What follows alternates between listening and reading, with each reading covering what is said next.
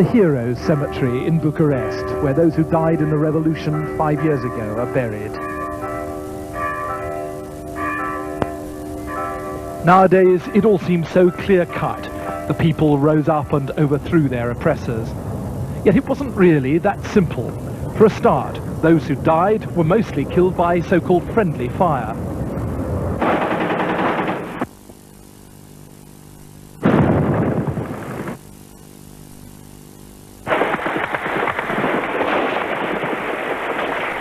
But there was more to the Romanian Revolution than just a mass uprising. There was a carefully organized plot against Ceausescu as well, with full Russian knowledge.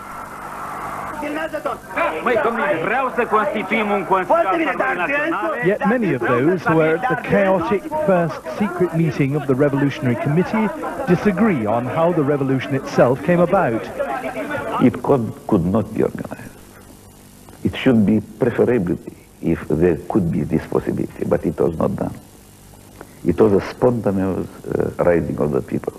Another leading figure makes it clear that the National Salvation Front, the group they formed, wasn't spontaneous at all. It had been going on long before the revolution. The National Salvation Front wasn't just functioning for 6 months, but since the winter of 1984. If you want to call it a plot, well, it's okay by me.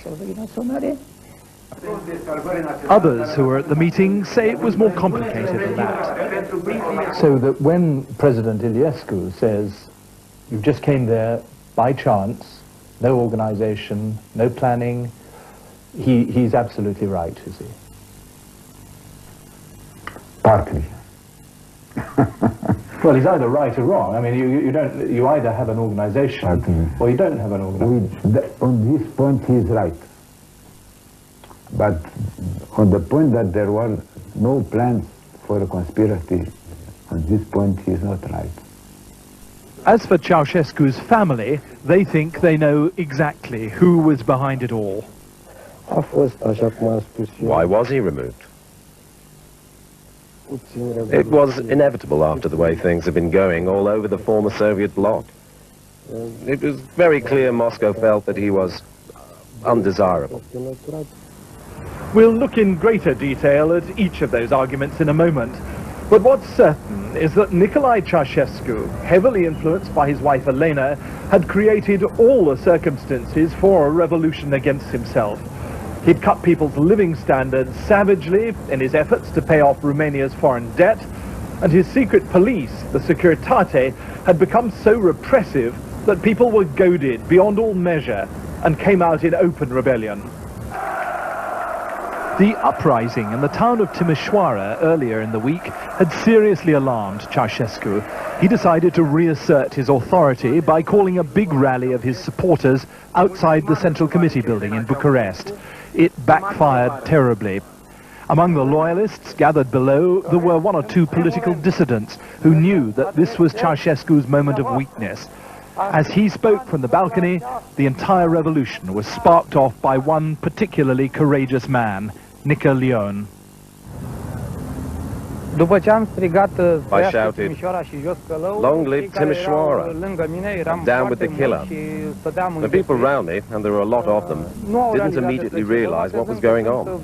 They thought I was a party activist, and that this was the slogan to shout. But when they heard me yell, "Down with Ceausescu," they could see I was actually against what was going on in the square. They were terrified they might be fired on, so they started to run for it.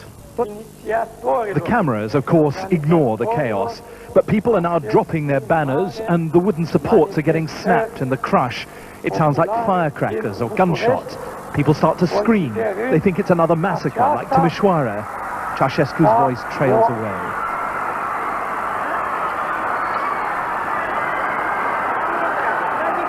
The rally continues, but throughout Romania, people now know that Ceausescu's authority is under direct challenge. Nowadays, many of the top figures under Ceausescu have gone into big business. Among them, the smooth, aristocratic General Victor Stanculescu, a friend of the Ceausescu clan, who nevertheless played a key part in the revolution. From his expensive headquarters in Bucharest, he runs things in imperial fashion. 5 years ago, with a crisis developing, he knew that Ceausescu's political future was in the balance. He needed a breathing space to see what would happen. So he pretended he'd broken his leg, and he had it set in plaster. It was a solution that enabled me to be a few hours late before I arrived at the Central Committee building. I managed to persuade Ceausescu and his wife to leave the building, telling them that this was the way to save themselves. In fact, I was trying to prevent a confrontation between his bodyguards, who were heavily armed, and the unarmed people who were trying to get into the Central Committee building. Some of the revolutionaries had already made it onto the roof of the Central Committee building, just as the Ceausescus and a few of their panic-stricken followers were getting into a helicopter. Ceausescu was certain by now that all this was a Russian plot against him, and he headed off to the northwest, in the direction he'd always planned to take if the Russians invaded his country. So Ceausescu had escaped, only to be captured later that day in the town of Târgoviște. Into the power vacuum here at the Central Committee building rushed a motley group of revolutionaries, from university professors to artists and petty criminals. There was even a circus stuntman among them. The stuntman's name was Dan Iosif. He was a man of considerable intelligence and charisma. Now, as he addressed the crowd from the balcony, people encouraged him to proclaim himself president. In this extraordinary, overcharged atmosphere, the crowd might even have agreed, but he didn't do it. Nowadays, he's a presidential advisor, not a job with much power, but perhaps a way of saying thank you to him. No, I'm not sorry. I'm not sorry, and I don't think I'll ever regret it in the future. Because on that night of December the 22nd, I said to myself, a shoemaker has destroyed Romania, meaning Ceausescu, and a working man shouldn't and couldn't take the job on now. I'm telling you straight. Outside, the speakers were still struggling for the microphone on the balcony, and the crowd was as ecstatic as ever. But by now, any real power the revolutionaries who had taken over the Central Committee building might have had largely evaporated. Instead, it had shifted to a small, windowless room inside the building. There, a group of former Communist Party members had gathered. Many of them had held high office under Ceausescu. No one took much notice of the uninvited amateur cameraman who'd come into the room and had started filming them. But this video material, which has now been made available to the BBC, strongly suggests that, far from being a purely spontaneous gathering, there was clear planning behind it all. In other words, a degree of organization stretching back for some time. The youngish man on the left didn't start out as a member of the group. Petre Roman, an academic whose father had been a famous communist, had come charging into the building with a crowd of revolutionaries earlier in the day. But he was an impressive figure and was quickly selected to become the new prime minister. At that moment, I didn't notice that I was the only one coming from the street. And all the others were former politicians. Did that make you wonder why they were there and how they'd got there? The truth is quite simple. It was a vacuum of power. And as all politicians, and very good politicians, they knew that this is a very good moment to be there. The dominant figure at this secret meeting was Ion Iliescu. For several years, he'd been regarded as a possible successor to Ceausescu, but after falling foul of Elena Ceausescu, he'd been forced out of political life. By general consent, he was the leader. And nowadays, as president, he dislikes any suggestion that he might have got there as a result of a conspiracy. I came to the former Central Committee at 5 o'clock, but there was full of people, thousands of people meeting there. So there was a spontaneous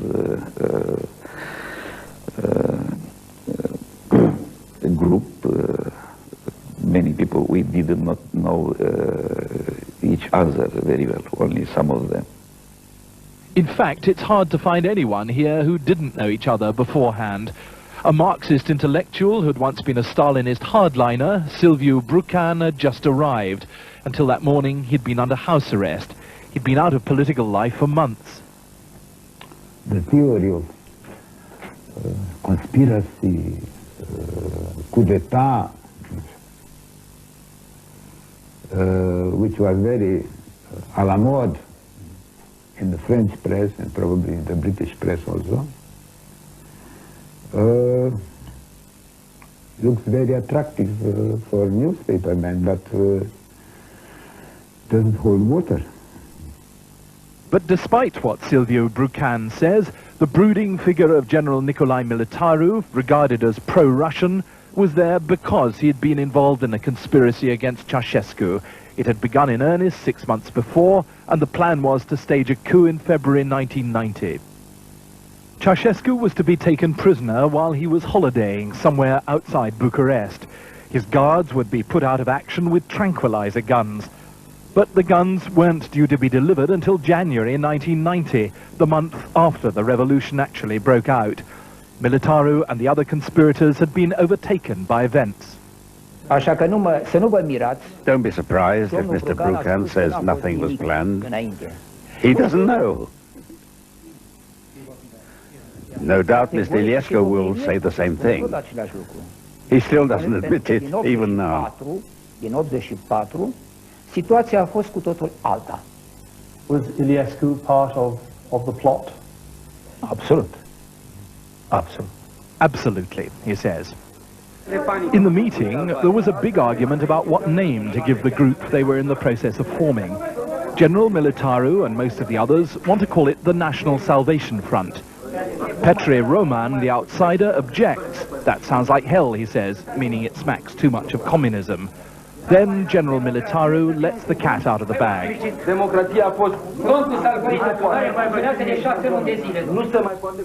Look, my dear chaps, he says, the National Salvation Front has been in existence for 6 months. By blurting this out, General Militaru is confirming that there was indeed a long-standing conspiracy involving several of the people here. The man who made this video available to us was called a traitor for allowing it to be known publicly. It undermined the accepted view of the revolution.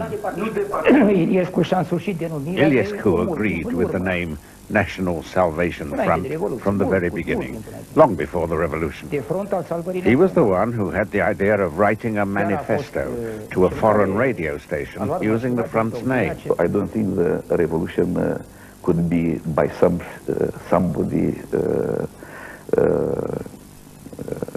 confiscated. There is another formula, that the Romanian revolution was confiscated by somebody, by Iliescu and his friends. It is a non-realistic and non-political, non-scientific approach to a social process. The fundamental question is whether these men, all of them former communists, had come together in order to take charge of the revolution and turn Romania into a reformist, pro-Russian communist state. Naturally enough, they strongly deny it nowadays. Yet whatever the people in here wanted scarcely mattered. It was abundantly clear by now that the vast crowds outside, the people who had actually made the revolution, wouldn't stand for anything less than a complete end to communism. And they got their way. In the 5 years since all this, the Soviet Union itself has ceased to exist. We went to Tbilisi in Georgia, now independent, to find out how much Soviet involvement there'd been in the Romanian Revolution. We'd come to see the Georgian president, Edward Shevardnadze, the Soviet foreign minister at the time. He and Mikhail Gorbachev wanted to get rid of the old hardline communists in Eastern Europe. All these leaders had to go, especially Ceausescu.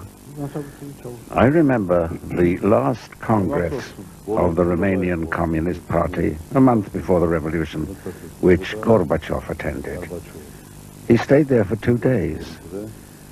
Gorbachev told me he talked with them into the early hours of the morning, and the discussion almost turned into a fight, so that the security men outside were alerted. Gorbachev came back with a terrible impression of the place. He said Ceausescu simply didn't understand what was going on in the real world. Is it possible that the KGB played a part in the revolution in Romania? The KGB is a service where no one knows exactly what's going on behind the scenes. It's possible there was something, but to organize everything that happened in Romania was beyond the KGB's capacity. This was a real expression of popular protest against the regime. Still, thanks to General Militaru, the Russians knew all about the anti-Ceausescu conspiracy. On August the 20th, 1987, in the morning, I went to the Soviet consulate in Constanța and talked to the Consul General. He knew exactly what I wanted. I asked him if there happened to be a movement to get rid of Ceausescu, how would the Soviet Union react? The consul went out. I waited for 15 or 20 minutes, which seemed like hours, and then he came back and he said, "Comrade Militaru, the Soviet Union does not interfere in the domestic affairs of Romania." I realized the message was, do whatever you think you need to. In the lift at a big hotel in Bucharest, the Ceausescu's nephew has come to meet us. Emil Barbulescu is tense, insecure, and still quite young. Even so, Ceausescu made him one of the most senior officers in the Securitate. He's certain the Russians helped to overthrow his uncle. He never agreed with anything Gorbachev said.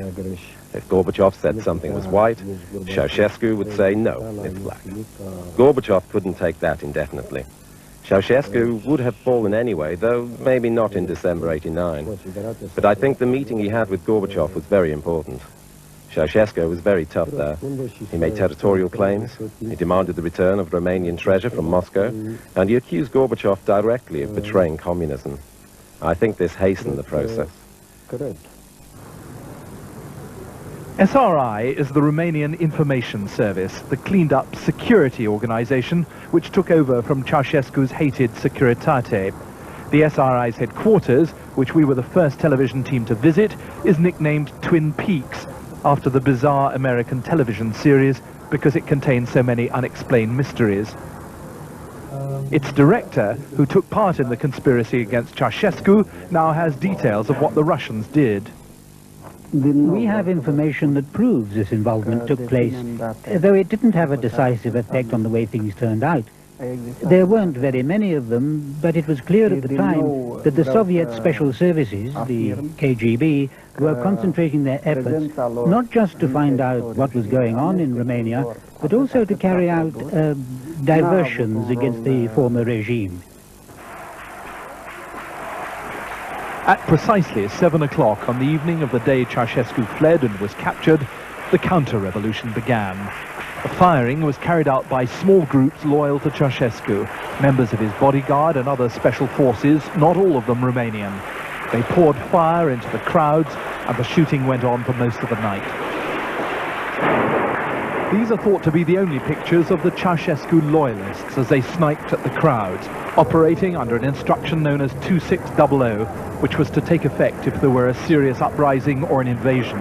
They were told to create maximum terror. Now, though, the army had joined the revolutionaries. There was serious bloodshed as a result, since the soldiers were careless and panic-stricken and blazed away at anything that moved. 1,000 people died, 13,000 were injured, the great majority of them the victims of their own side. But when the Ceausescus were given their summary trial on Christmas Day, any resistance by the loyalists collapsed. There was no point in fighting now. Ceausescu rasps his fury at his accusers.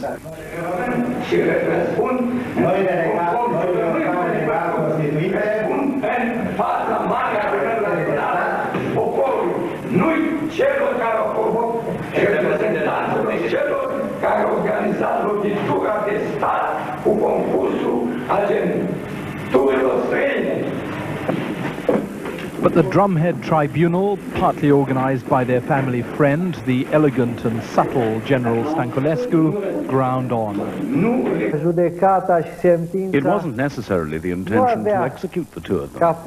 If they accepted the two propositions, their defense lawyer first to agree that they were mentally ill and needed treatment, and secondly that they would appeal against their sentence. But they turned both of these things down. Maybe they thought they wouldn't be executed right away, or maybe they thought some other force would save them at the last moment.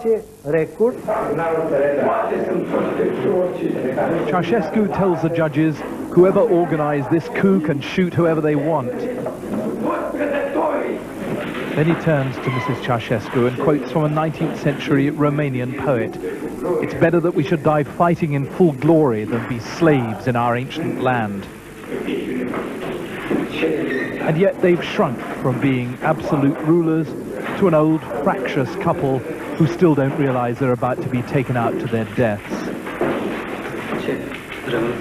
It's only a few minutes away now.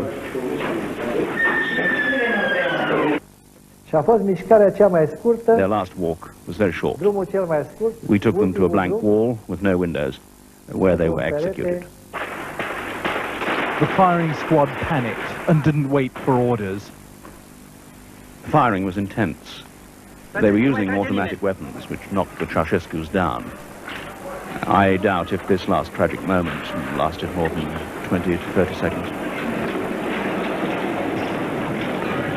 The video, when shown in its full unpleasant detail, proves that the more fanciful theories, that the Ceausescus were shot in the back of the neck elsewhere and their bodies brought here, were unfounded. But was it really right to have executed them? Yes, it's a cynical description of the situation, but that Stalin used to say, if you are afraid of the wolf, don't go into the forest.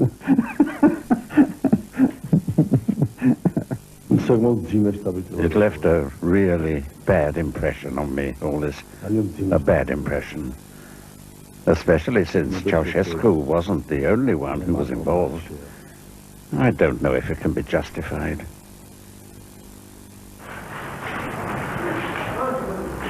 "5 years on, they're busy restoring all the buildings damaged in the fighting. The process of healing is well underway in Romania. The economy may not be strong, but people can get decent clothes and decent food. The mood has lightened. The old climate of fear has disappeared. It's starting to look like a country which might well join the European Union at some point." This country is now in possession of the most important democratic institutions.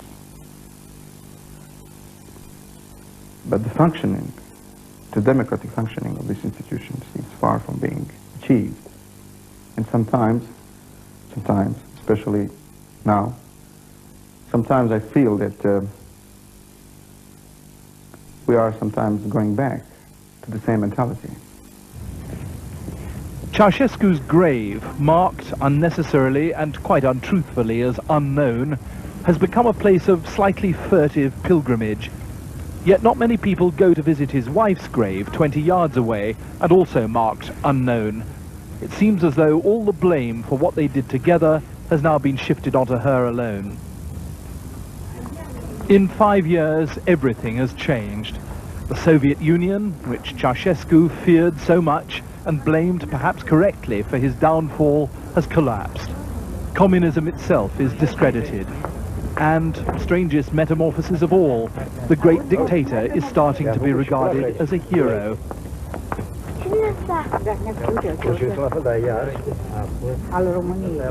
"Who's buried here?" asks the little boy.